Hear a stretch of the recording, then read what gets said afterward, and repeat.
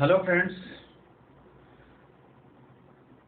आप लोगों का अपने चैनल पे स्वागत करता हूं।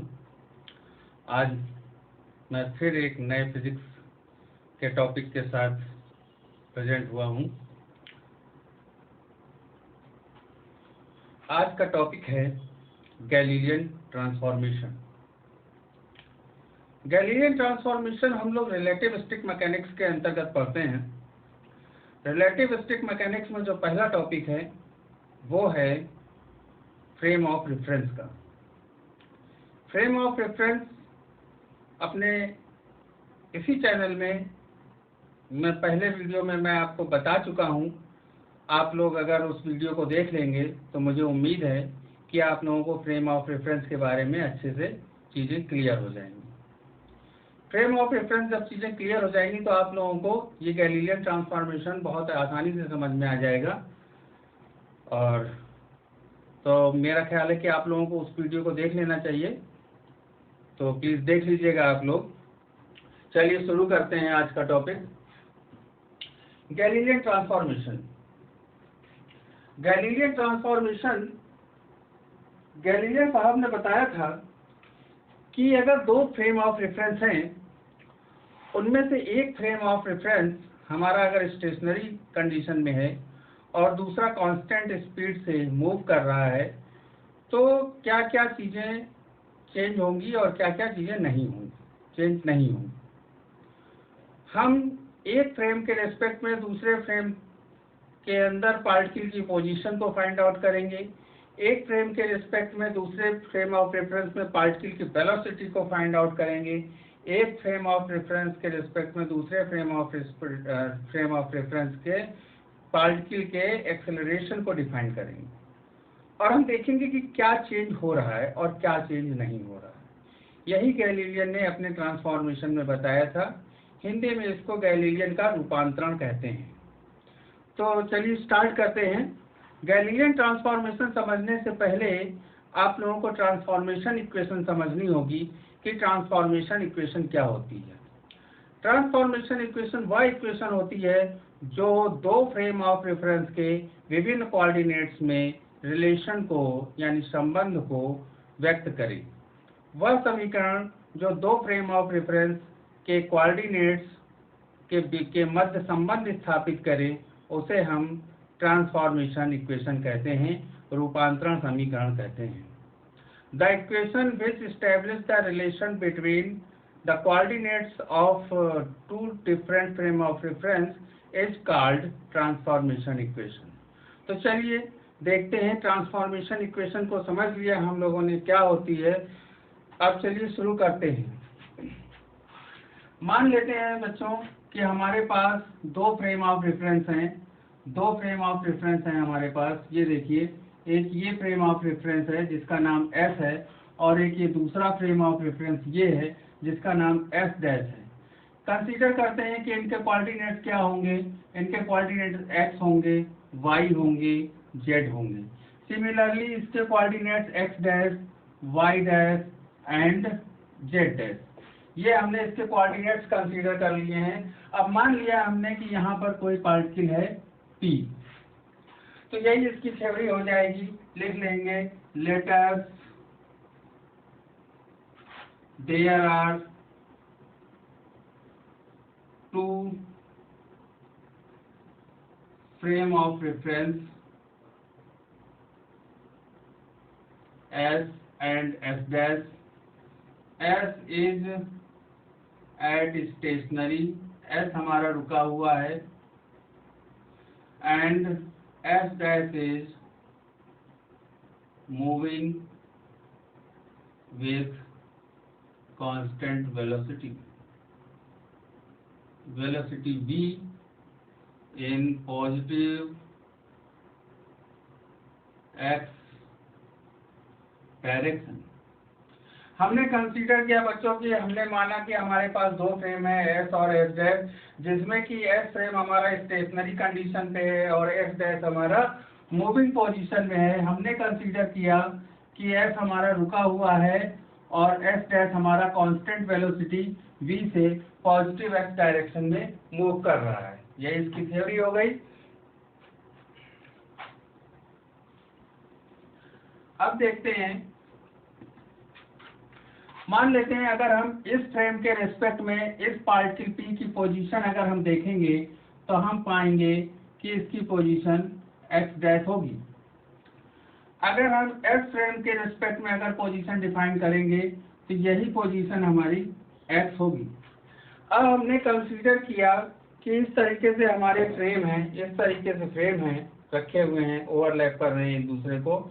हमने कंसीडर किया एक फ्रेम हमारा स्टेशनरी है और दूसरा फ्रेम हमारा ये कांस्टेंट वेलोसिटी v से पॉजिटिव x डायरेक्शन में मूव कर रहा है इस तरीके से।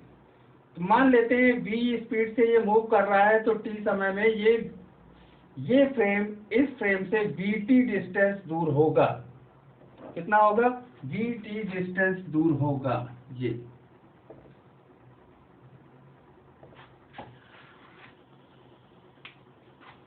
आई होप समझ में आ रहा होगा आप लोगों को, आप लोग एंजॉय कर रहे होंगे। चलिए देखते हैं, अब इसको कोऑर्डिनेट्स के टर्म में लिखते हैं। तो अगर हम x = लिखेंगे तो इतना प्लस इतना x के बराबर होगा, यानी कि x डैश प्लस v2। इसी तरीके से y के लिए y डायरेक्शन में मोशन नहीं हो रहा है, इसलिए y कोऑर्डिनेट में कोई चेंज हमको देखने को नहीं मिलेगा, y = y डैश होगा। और z dash motion, z motion में भी कोई मोशन नहीं, z डायरेक्शन में भी कोई मोशन नहीं हो रहा, इसलिए हमें z के कोऑर्डिनेट में भी कोई चेंज देखने को नहीं मिलेगा। और ये टाइम का कोऑर्डिनेट है, टाइम के कोऑर्डिनेट्स को हमने इस तरीके से लिख लिया। ये जो इक्वेशन बनी है बच्चों, इसको हम लोग बोलते हैं Galilean transformation equation for position.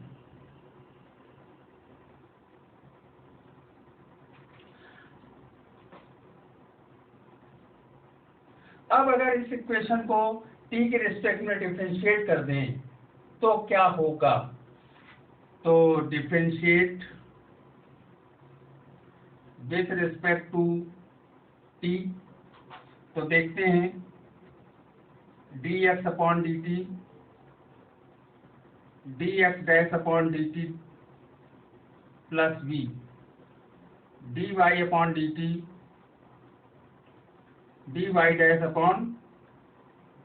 dy'/dt, और इसी तरीके से हमको मिल जाएगा dz/dt dz' and dt = dt'। तो आप देख रहे होंगे यहाँ पर dt की जगह हम dt' लिख सकते हैं, तो यहाँ पे dt लिखा है, यहाँ पर dt लिखा है, यहाँ पर dt लिखा है, यहाँ पर हम dt की जगह dt' लिख लेंगे। तो हम देखते हैं हमको क्या मिलेगा।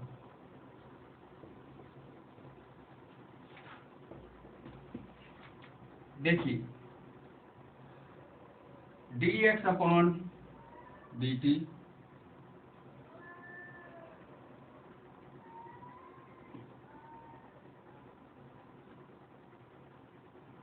y dt dy'/dt dz/dt dash.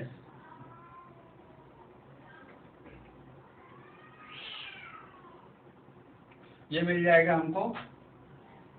अब हम वैल्यू लिख लेंगे बेटा, ये dx/dt देखिए वेलोसिटी लिखा हुआ है, वेलोसिटी लिखा हुआ है, इसको हम लोग लिखेंगे ux, इसको लिखेंगे ux डैश प्लस v, इसी तरीके से इसको लिखेंगे uy dash uz dash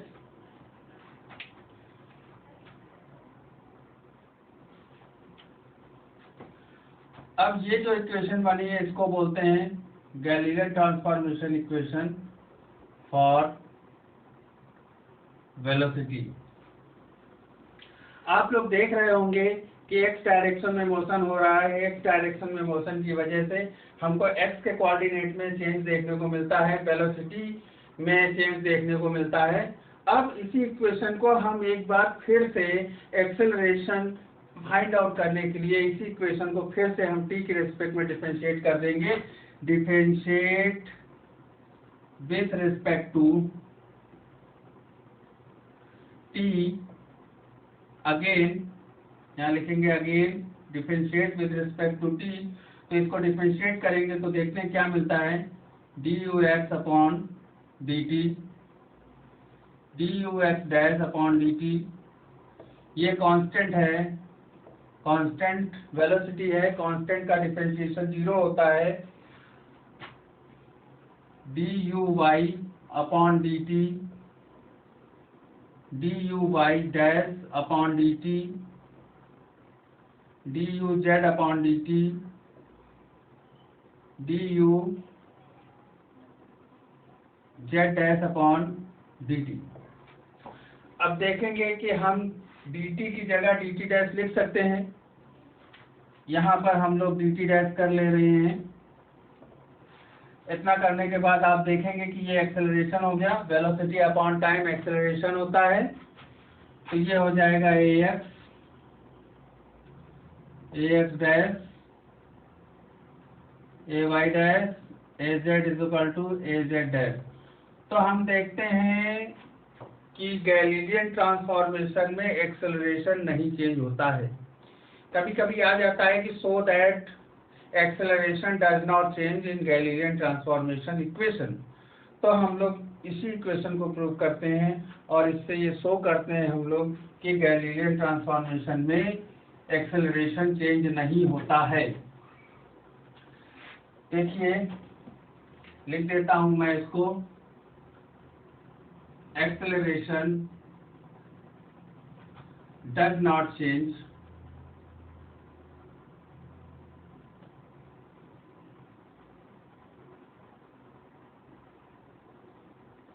in Galilean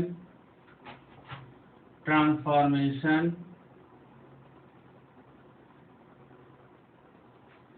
Galilean transformation में एक्सेलरेशन चेंज नहीं होता है। अब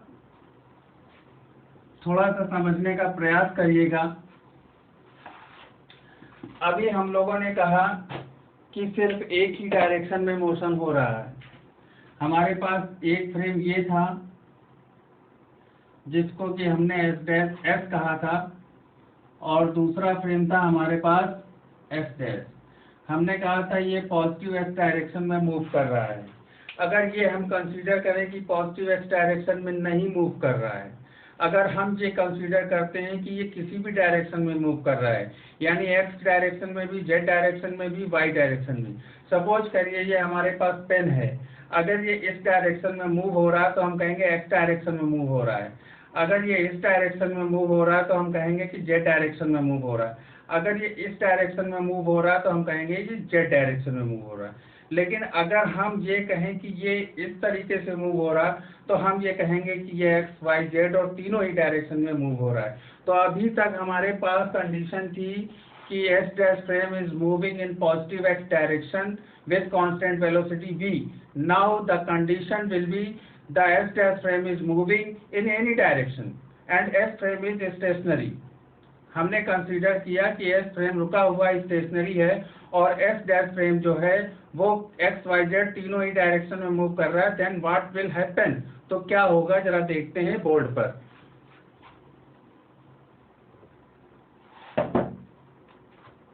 तो हमने कंसीडर किया कि हमारे पास एक फ्रेम ये है S, जिसके कोऑर्डिनेट होंगे x, y और z। अब हमने कंसीडर किया कि हमारे पास ये जो दूसरा फ्रेम है ये मूव कर रहा है किसी अलग डायरेक्शन में। तो हम मान लेते हैं कि ये जो इससे t distance constant velocity v से मूव कर रहा है किसी भी डायरेक्शन में, तो t समय में ये कितनी डिस्टेंस दूर होगा, vt डिस्टेंस दूर होगा। कितनी डिस्टेंस दूर होगा, vt डिस्टेंस दूर होगा। तो अगर ये हम सेकंड कंडीशन में लगाते हैं, लिखते हैं हम यहाँ कि second, if frame S dash is moving with constant velocity in any direction,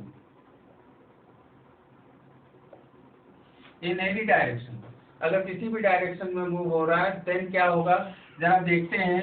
position के लिए पहले इक्वेशन बनाते हैं, तो पोजीशन के लिए इक्वेशन बनाएंगे x dash is equal to x plus v t, y dash is equal to y plus v t, क्योंकि अब वो तीनों ही डायरेक्शन में मूव कर रहा है तो हमें तीनों ही कोऑर्डिनेट्स में चेंज देखने को मिलेगा। तो देखिए z dash is equal to मिल जाएगा z plus v t and t dash is equal to मिल जाएगा t। इस तरीके से हम लिख सकते हैं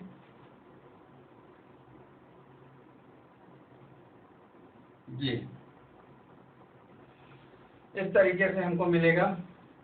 अब ये जो इक्वेशन मिली है इसको हम बोलेंगे Galilean transformation equation for position. इसका मतलब ये हुआ कि जिस डायरेक्शन में चेंज होगा उस डायरेक्शन का कोऑर्डिनेट चेंज हो जाएगा। अगर x डायरेक्शन में मोशन है तो x का कोऑर्डिनेट चेंज होगा, y डायरेक्शन में मोशन है तो y का कोऑर्डिनेट चेंज हो जाएगा, z डायरेक्शन में अगर मोशन है तो z का कोऑर्डिनेट चेंज हो जाएगा। अगर तीनों ही डायरेक्शन में मोशन हो रहा है तो x y z तीनों ही कोऑर्डिनेट चेंज हो जाएंगे। तो इस तरीके से तीनों ही कोऑर्डिनेट हमारे चेंज हो गए हैं। अब अगर इसको हम t के रिस्पेक्ट में डिफरेंशिएट करते हैं तो differentiate with respect to t, तो आपको मिल जाएगा dx upon dt is equal to dx dash upon dt plus v, dy अपॉन dt dy dash upon dt plus v।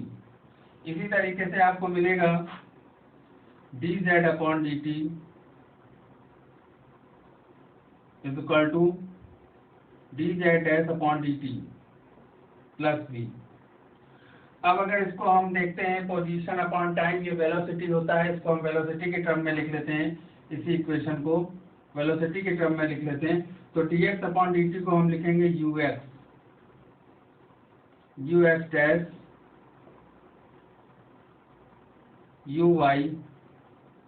uy dash uz, तो ये हो जाएगी Galilean transformation equation for velocity. ये गैलीलियन ट्रांसफॉर्मेशन इक्वेशन आ गई velocity के लिए। अब अगर इसको हम एक बार और डिफरेंशिएट कर देंगे तो हमको एक्सेलरेशन के लिए इक्वेशन मिल जाएगी। जरा देखते हैं बोर्ड पर। Again differentiate